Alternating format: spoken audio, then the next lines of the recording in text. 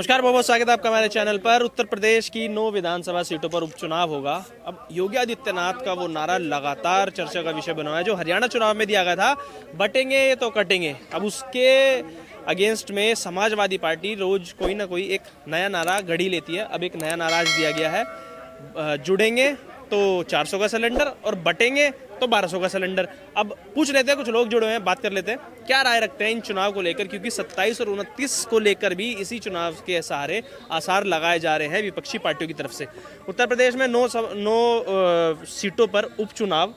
अब समाजवादी पार्टी कह रही है अगर बटोगे तो 1200 का सिलेंडर और जुड़ोगे तो 400 का सिलेंडर देंगे। तो क्या लग रहा है 9 सीटें किधर जा रही है? बिल्कुल सही बात कह रहे हैं कि जब बटोगे कटोगे के जिस नारे पे लगातार इतनी ज्यादा मिर्ची लग रही है, जहां पर एक धर्म को और एक समाज को जोड़ने की बात की जा रही है, जहां पर मुख्यमंत्री साफ सीधा कह रहे, संदेश देना चाहते हैं कि अगर कहीं ना कहीं देश बढ़ता है तो कहीं ना कहीं देश का नुकसान होता है। पर जब एक पार्टी ये कहती है साफ साफ लफ्जों में कि महंगाई में बांट दो, उसको बेरोजगारी में बांट दो, मुझे ये नहीं समझ आ रहा, कहीं ना कहीं अखिलेश यादव ये मोनोप्लेन चलाने की कोशिश कर रहे हैं। इसी पर एक नारा मैं दूंगा कि अगर जीतेंगे तो कहीं ना कहीं लूटेंगे। कौन जीतेंगे तो लूटेंगे? अगर अखिलेश यादव जीतेंगे तो कहीं ना कहीं लूटेंगे। ये कह रहे हैं ना 400 का सिलेंडर अगर दिया होता तो कहीं ना हजारों करोड़ के मालिक होते। अगर गरीबों का घर बनाया होता तो कहीं नहीं घर हजारों करोड़ों के कार होते, बंगले होते, फ्लैट होता, कंपनियां होती। ये सब कहां से आ गया? अखिलेश यादव सिर्फ घोटालेबाज नेता हैं, सिर्फ भ्रष्टाचार करते हैं, गुंडों के नेता हैं, दंगाइयों के नेता हैं, माफियाओं के नेता हैं, आतंकवादियों के नेता हैं, टुकड़े टुकड़े गैंग के नेता हैं। और इन सब के सरगना बनकर अखिलेश यादव सिर्फ एक एजेंडा चला रहे कि समुदाय को बांटो और राज्य करो। कह रहे हैं कि जो बीजेपी है उन्होंने अंग्रेजों वाली पॉलिसी अपना रखी है, डिवाइड एंड रूल, मतलब बांटो और राज करो। क्योंकि बांट रहे हो, अब हिंदू मुसलमान में लड़ा रहे हो। हम सबके विकास की बात करेंगे, हम पीडीए को साथ लेके चलेंगे, पिछड़ों को, दलितों को, अल्पसंख्यकों को, अगड़े पिछड़ों को। क्या कहोगे कि ऐसा नारा जो दे रहे हैं अखिलेश, क्या योगी जी पर भारी नहीं पड़ जाएगा?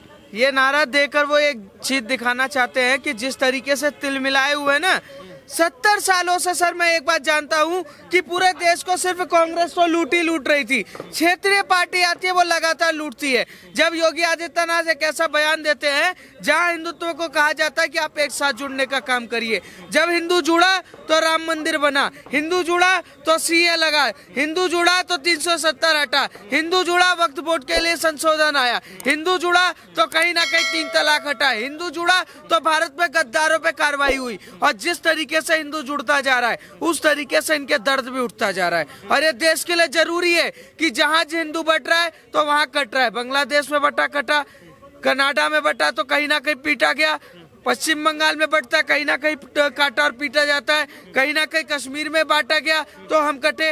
हर जगह जहां हम बैठते हैं वहां काटते हैं। हमें एक तय करना होगा, ना मैं ब्राह्मण हूँ, ना मैं राजपूत हूँ, ना मैं क्षत्रिय हूँ, ना मैं कुछ हूँ, मैं हिंदू हूँ। गर्व से बोलो कि मैं हिंदू है। अच्छा, लग रहा है कि लोकसभा में हिंदू बटा तो वोट भी बट गया, सीटें भी देखी किस तरीके से 240 पे टिक गई। तो इस बार लग रहा है एकजुट होकर हिंदू वोट करने वाला है। सर अखिलेश यादव के अंदर एक तिलमिलाहट है, सेम वही तिलमिलाहट राहुल गांधी के अंदर है, वही तिलमिलाहट सोनिया गांधी और पूरे के पूरे चमचों के अंदर। पता कारण क्या है? जिस तरीके से एक एजेंडा सेट करने की कोशिश कर रहे हैं कि हिंदुओं को बांटो।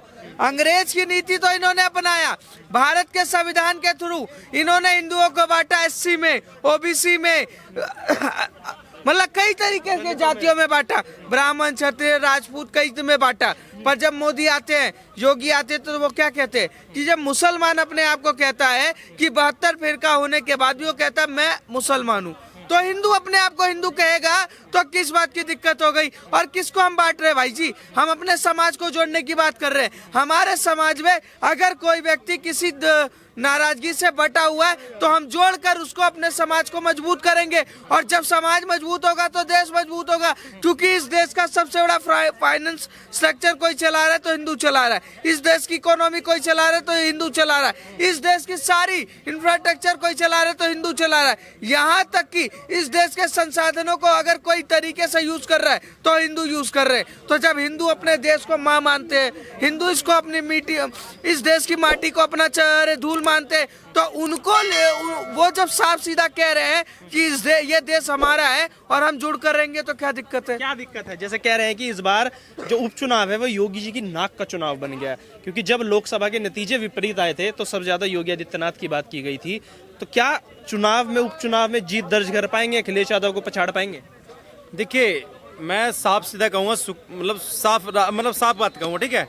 अगर आप किसी चीज़ का भ्रम डालोगे, ठीक है, किसी चीज़ का भ्रम डालोगे कि संविधान खतरे में, खतरे में, खतरे में, खतरे में, अगर एक चीज़ के 99 बार बोलोगे ना तो लोग विश्वास कर लेते हैं कई बार, ठीक है। पर क्या हुआ उनके साथ?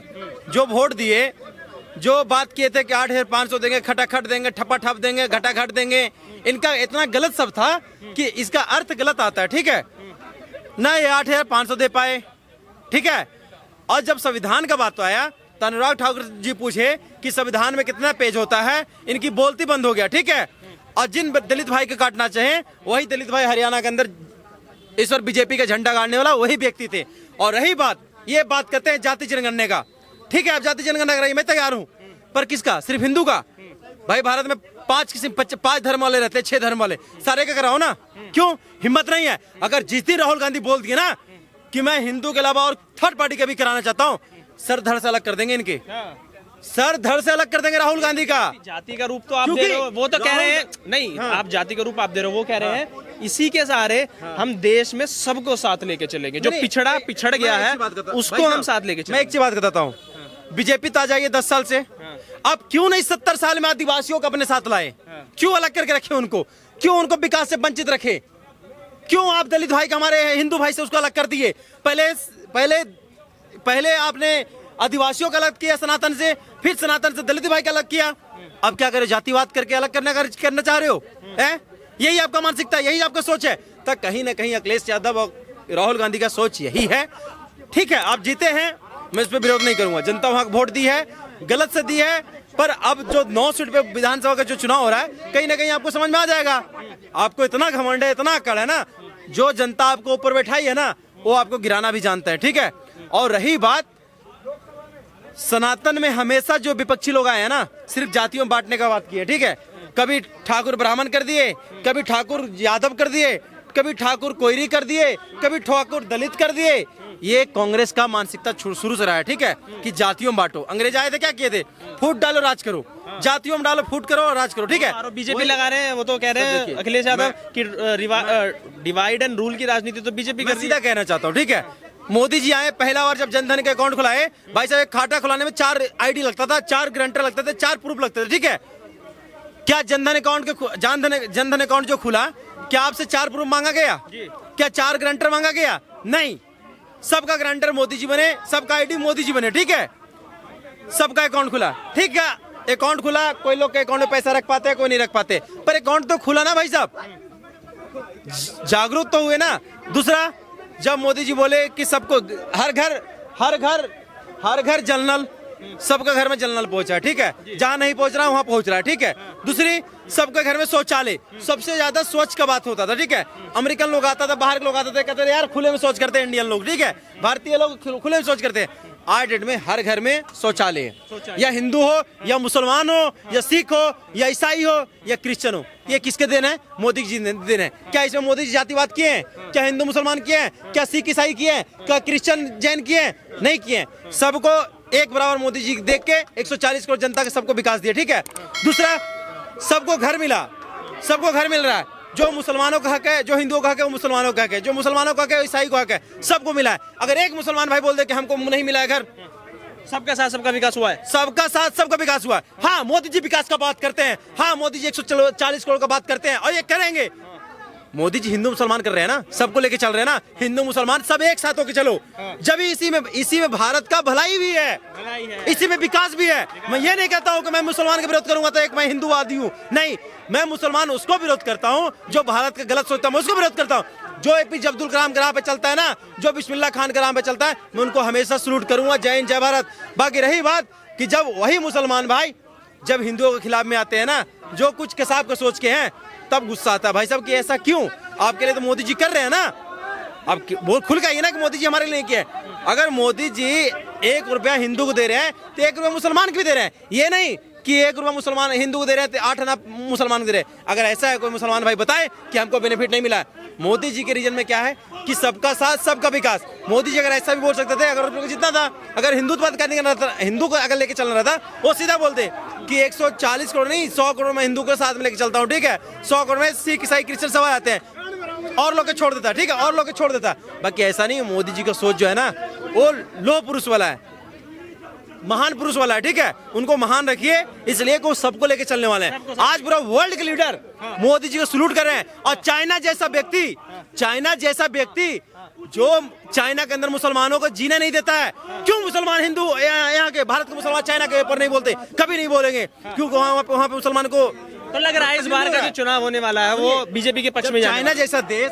चाइना की बात नहीं कर रहे हैं, हम कर रहे हैं अगर इस बार का जो चुनाव होने वाला है इस बार बीजेपी के पक्ष में जाने वाला है। देखिए हमारे सनातन धर्म में जितना व्यक्ति है, ठाकुर, ब्राह्मण, यादव, तेली, बनिया, दलित, आदिवासी, सारे बीजेपी को मिल के वोट देंगे।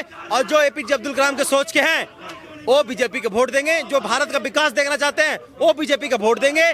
भाई हम बीजेपी का सपोर्ट नहीं करते, बाकी जो भारत को सपोर्ट करता है हम उसको बिल्कुल सपोर्ट करेंगे, ठीक है। और रही बात आप राहुल गांधी और कांग्रेस की बात कर रहे हैं, ये सिर्फ इनके अंदर परिवारवाद है और कुछ नहीं है। अखिलेश यादव घर परिवारवाद है, कुछ नहीं है। क्यों नहीं परिवार? अखिलेश यादव घोषणा करते हैं कि कल का मुख्यमंत्री अलग बार दलित भाई मुख्यमंत्री बनेगा, कोई मुस्लिम भाई मुख्यमंत्री बनेगा, कोई हिंदू भाई मुख्यमंत्री बनेगा। कभी नहीं चाहता अखिलेश यादव, जब भी चाहता है कि मैं मुख्यमंत्री बनूं, मैं पीएम बनूं, क्योंकि इनकी सोच में मानसिकता में खोट है। चलिए, तो लोगों का कहीं ना कहीं यही मानना है कि ये परिवारवाद से ग्रसित राजनीति कर रहे हैं लोग। इस बार भी उपचुनाव में बीजेपी 9 की 9 सीटों पर जीत हासिल करने वाली है।